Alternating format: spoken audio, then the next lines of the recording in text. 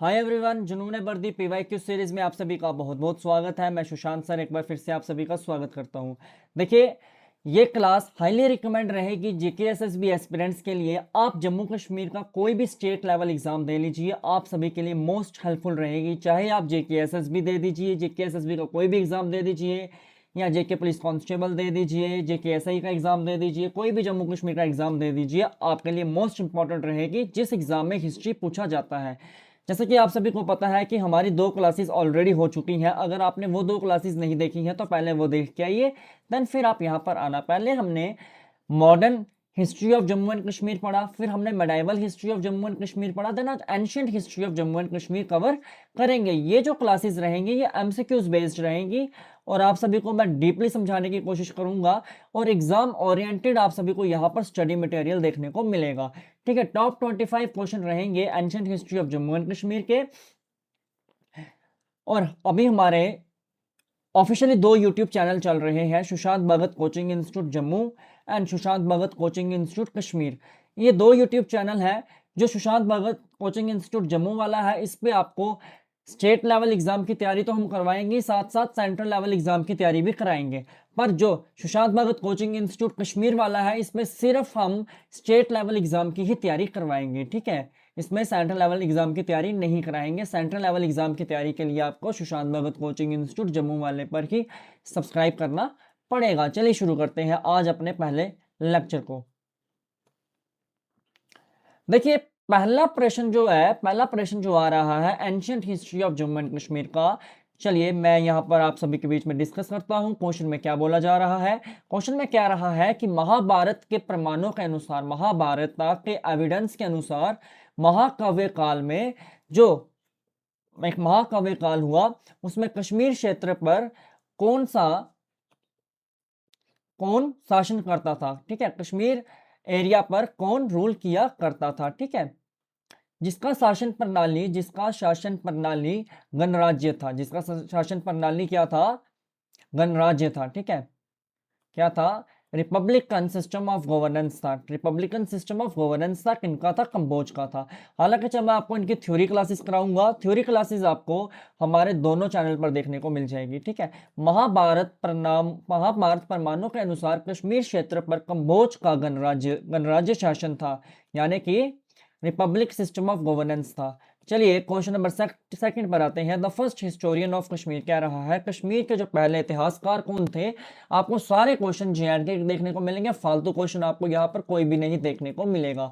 कश्मीर के पहले इतिहासकार कौन थे, जो हिस्टोरियन होते हैं इन्हें हिंदी में इतिहासकार कहा जाता है। देखिए मैंने बाइलैंग्वेज लाया हुआ है और विद एक्सप्लेनेशन के साथ लाया हुआ है। याद रखिए, कश्मीर के जो पहले इतिहासकार हुए हैं वह कलहन हुए हैं और कलहन ने राजतरंगिणी लिखी है। याद रखना, राजतरंगिणी किनके द्वारा लिखी गई है, तो राजतरंगिणी कलहन के द्वारा लिखी गई है और उन्हें कश्मीर का पहला इतिहासकार माना गया है। ठीक है, चलिए क्वेश्चन नंबर थर्ड पे जाते हैं। Sorry, which of the following is the earliest source of Kashmir क्या रहा है, निम्नलिखित में से कश्मीर का सबसे प्राचीन स्तोत्र क्या है।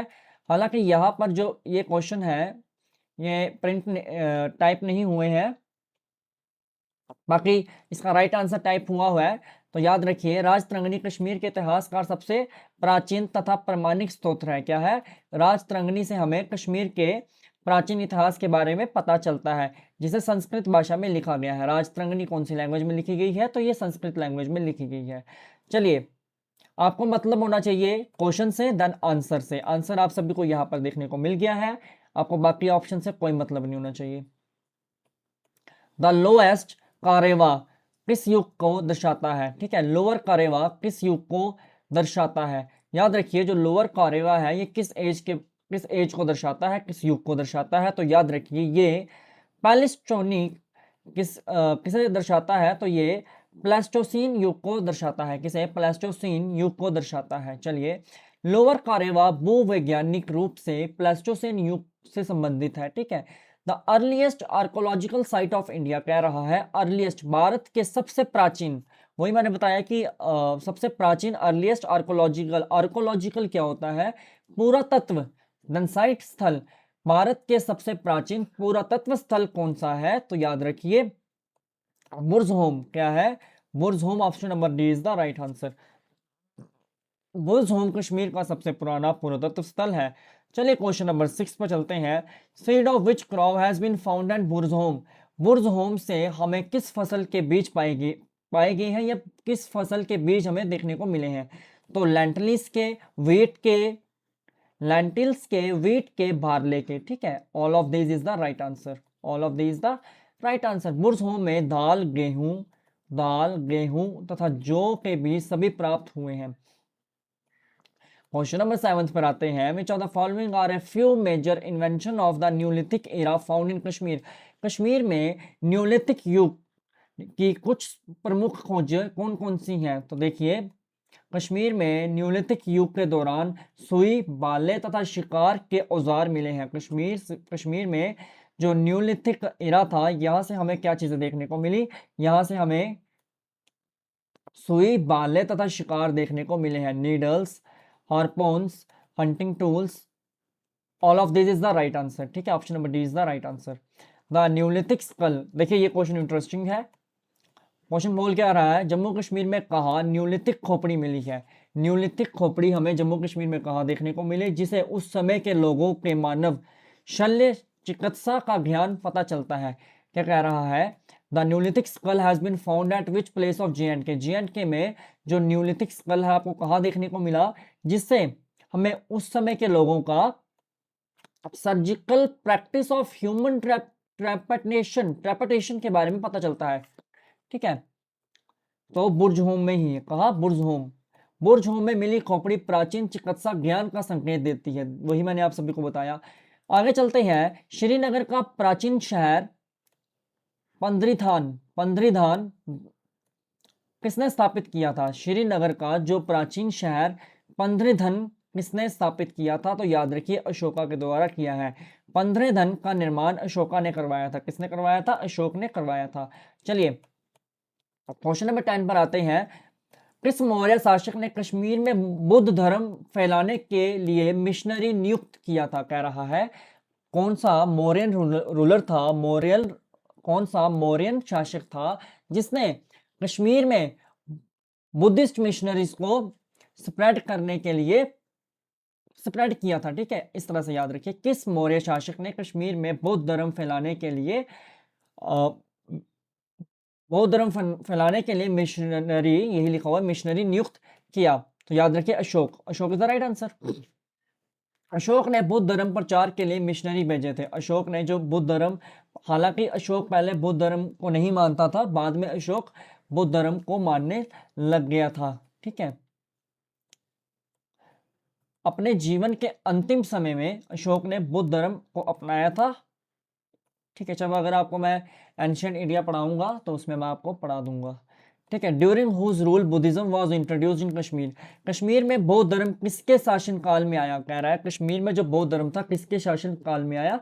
तो याद रखिए अशोक के शासन काल में आया। बौद्ध धर्म अशोक के शासन काल में कश्मीर में आया। ठीक है, जब भारत में अशोक का शासन काल था तो तब ही कश्मीर में भी बौद्ध धर्म का प्रचार प्रसार हुआ। ठीक है, आगे चलते हैं। कलहन की पुस्तक में उल्लेखित तुर्क राजा कौन थे? ठीक है, the Turk king mention in by Kalhana in his book where. Kalhana की बुक में उल्लेखित तुर्क राजा कौन थे? तो याद रखिए हुष्का भी थे, जुष्का भी थे और कनिष्का भी थे। हुष्का, जुष्का एंड कनिष्का। कलहन ने हुष्का, जुष्का और कनिष्क का वर्णन किया है। कलहन ने हुष्का, जुष्का और कनिष्क का वर्णन किया है। द सिटी ऑफ कनिष्क पूरा शहर किसने बनाया था? याद रखिए कनिष्क पूरा शहर किसने बनाया था? तो कनिष्क नहीं बनवाया था। कनिष्क से कनिष्क याद रखना। कनिष्क ने कश्मीर में कनिष्कपुरा का निर्माण करवाया। ठीक है, आगे चलते हैं। कश्मीर में कुंडलवाना में चौथा बौद्ध परिषद किसने आयोजित किया, जिसे बौद्ध धर्म के दो भागों में बांटा? कह रहे हैं कौन सा रूलर था जिसने fourth Buddhist council at Kundalvan in Kashmir divided Buddhism to sect. वही मैं हिंदी में समझाता हूँ। कश्मीर में कुंडलवाना में चौथा बौद्ध परिषद किसने आयोजित करवाया?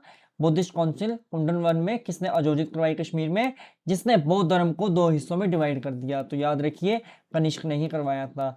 चौथा बौद्ध फोर्थ बुद्धिस्ट काउंसिल कनिष्क ने आयोजित करवाई थी। याद रखिए।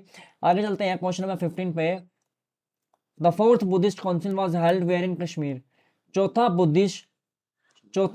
बुद्धिस्ट काउंसिल कश्मीर में किस स्थल पर हुआ था? तो याद रखिए चौथा बुद्धिस्ट काउंसिल कश्मीर में कुंडलवाना में हुआ था। कहाँ हुआ था? कुंडल वन में हुआ था। चलिए क्वेश्चन नंबर 16 पे आते हैं। केंद्रीय एशिया का कौन सा आक्रमणकारी लगभग 5th शताब्दी में कश्मीर और गंधार सहित उत्तर भारत पर विजय किया? ठीक है, कह रहा है कौन सा इन्वेडर था जो central Asia conquer north India including Kashmir and Gandhara around 5th century. केंद्रीय एशिया का कौन सा, जो सेंट्रल एशिया है, इसमें कौन सा आक्रमणकारी लगभग 5th सेंचुरी में कश्मीर और गंधार सहित उत्तर भारत पर विजय किया? याद रखिए उसका नाम था मिहिराकुला। क्या नाम था? मिहिराकुला ने गंधार व कश्मीर पर आक्रमण किया। चलिए क्वेश्चन नंबर 17 पे आते हैं।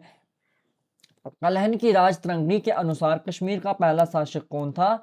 तो याद रखिए कौन था? कश्मीर की राजतरंगी के अनुसार कलहन की राजतरंगी के अनुसार कश्मीर का पहला शासक गोंड कौन था? गोंड वन था। कौन था? गोंड वन था। ठीक है।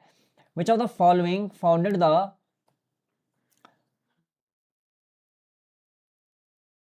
पर्वसैनपुर? बहुत बड़े बड़े नाम है ये। Which of the following known found the पर्वसैनपुर सिटी ऑफ कश्मीर? निम्नलिखित में से किस राजा ने श्रीनगर का पर्वसैनपुर शहर बनवाया? तो याद रखिए पर्वसेना सेकंड ने। किसने? पर्वसेना सेकंड ने पर्वसैनपुर का निर्माण कराया था कश्मीर में। आगे चलते हैं क्वेश्चन नंबर 19 पर। युधिष्ठिरा सेकंड, नरेंद्र द्वितीय first, Ranaditya first ETC belonged to which dynasty of Kashmir? क्या रहा है? युधिष्ठिर सेकंड, नरेंद्र द्वितीय फर्स्ट, रणआदित्य फर्स्ट आदि किस कश्मीर वंश से थे? ये बहुत लंबे लंबे नाम है इनके, याद रखिए गोंडा वंश से थे। ये सभी गोंड वंश के शासक थे। ठीक है। Which among the following was the founder of Karkota dynasty? निम्नलिखित में से कौन काराकोटी वंश का संस्थापक था? तो याद रखिए दुर्लभ वर्धन काराकोटा वंश के संस्थापक थे। कौन थे? दुर्लभ वर्धन काराकोटा वंश के संस्थापक थे। आगे चलते हैं क्वेश्चन नंबर 21 पे। कह रहे हैं निम्नलिखित में से कौन सा यात्री दुर्लभ वर्धन के शासनकाल में कश्मीर आया? कह रहे हैं दुर्लभ वर्धन के शासनकाल में कौन कश्मीर में आया था? तो याद रखिए ह्यून्स दुर्लभ वर्धन काल में कश्मीर आया। ह्यून्स जो थे दुर्लभ वर्धन काल में कश्मीर आए। इसका मतलब है कि जब दुर्लभ वर्धन शासक रहे होंगे तो रूल कर रहे होंगे कश्मीर में, तब ये भारत के अंदर आए थे। कहां पर? कश्मीर में। ठीक है।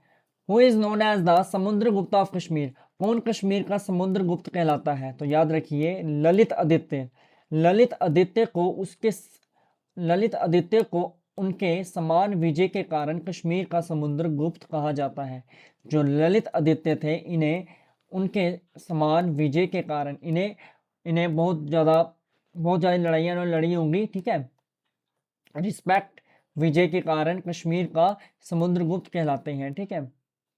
और बहुत सारी लड़ाइयाँ लड़के जीते भी होंगे। उसके बाद क्वेश्चन नंबर 23 पे आता है। ये सब मैं आपको जब थ्योरी पढ़ाऊंगा उसमें कवर करवा दूंगा। बट जो JKSSB के जितने भी हिस्ट्री की थ्योरी क्लासेस होंगी या JKSSB की जो भी सारी क्लासेस होंगी वो जम्मू एंड कश्मीर का जितना भी कंसेप्ट होगा ना सारा वो मैं कवर करवाऊंगा आपको। पर किस चैनल पर? सुशांत भगत कोचिंग इंस्टीट्यूट करवाऊंगा। सुशांत भगत कोचिंग इंस्टीट्यूट कश्मीर वाले पे। आगे चलते हैं।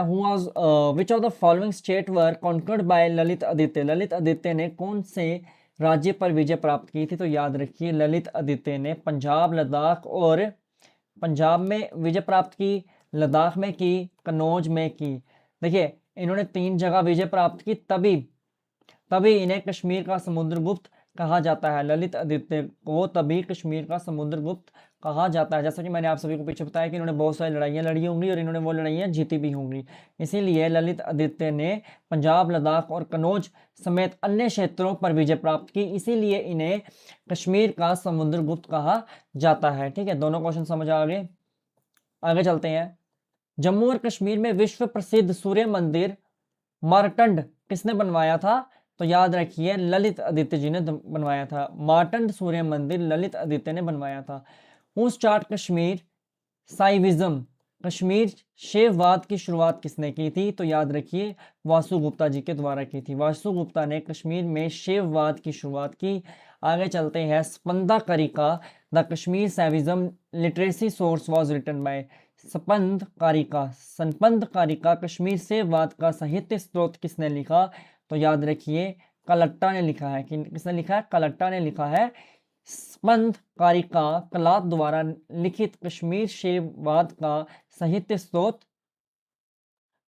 देखिए मैं दोबारा समझाता हूँ। स्पंद कारिका कलात द्वारा, किनके द्वारा? कलात द्वारा लिखित है। जो है संपंद कारिका है, ये कलात के द्वारा लिखी गई है। कश्मीर शैववाद का साहित्य स्रोत है, यानी कि लिटरेसी सोर्स है। ठीक है, आई होप आप सभी को समझ आया होगा। यहाँ पर मैं आप सभी को कुछ थोड़ी सी बातें करेंगे आप सभी के साथ, फिर मैं आज का लेक्चर यहीं ख़त्म कर दूंगा। देखिए जो कल क्लास ने ना, कल कोई भी क्लास नहीं आई थी। कल इसलिए क्लास नहीं आई थी क्योंकि कल वर्कलोड ज़्यादा था, मैं प्रेजेंटेशंस बना रहा था। देखिए इस टाइप की फाइल्स बनाने में बहुत ही ज़्यादा मेहनत लगती है, टाइम लगता है। ठीक है, और आज भी जब मैं अपनी क्लास लेने लगा, यहाँ पर बैठ के अपने स्टूडियो में अपनी क्लास रिकॉर्ड करने लगा, तो हुआ क्या कि जो मेरा सर्वर था नहीं चल पाया और लैपटॉप भी वर्क नहीं कर रहा था। तो इसी तरह से बड़ी मुश्किल से आज की क्लास निकली है। आज मेरी कोशिश नहीं थी कि मैं ये वाली क्लास लाता, आज मेरी हु व्हाट एंड वेयर की सीरीज़ की कोशिश थी। अब ये क्लास मैं क्या पता आज ही डालूं या फिर कल डालूंगा, क्योंकि बहुत ही ज़्यादा ग्लिच आ गया, इसी से प्रॉब्लम हो गई। अब वो फाइल जो मैंने बनाई थी वो क्लैश हो गई, तो अब मेरे को और बटन बना हुआ है। अब कोशिश करता हूँ वो फाइल कल आपको कवर करवा दूंगा। हु व्हाट एंड वेयर की सीरीज़ है वो यहाँ पर करवा दूंगा और फिर आगे चलेंगे। और रिवर्स की सीरीज़ भी तैयार है, रिवर्स भी पढ़ानी है। मतलब बहुत सारा डाटा मेरे पास बन के रेडी हो चुका है। मैंने खुद अपने हाथों से बनाया हुआ, मेहनत की हुई है, टाइप किया हुआ है। ठीक है, हर चीज़ मैं खुद कर रहा हूँ। इसलिए चैनल को सब्सक्राइब कर दीजिए। और दोनों चैनल है हमारे, सुशांत भगत कोचिंग इंस्टीट्यूट जम्मू वाला उसको भी सब्सक्राइब कीजिए, कश्मीर वाला उसको भी सब्सक्राइब कीजिए। क्योंकि ये 2 दिन ना ऐसे ही वेस्ट हुए, क्योंकि काम ही नहीं बन पा रहा था। मैं फाइल खोल रहा हूँ तो लैपटॉप वर्क नहीं कर रहा है, हालांकि अभी न्यू लैपटॉप है। ठीक है, तब तक के लिए जय हिंद, वंदे मातरम। अपने और अपने माता पिता का ख्याल रखें।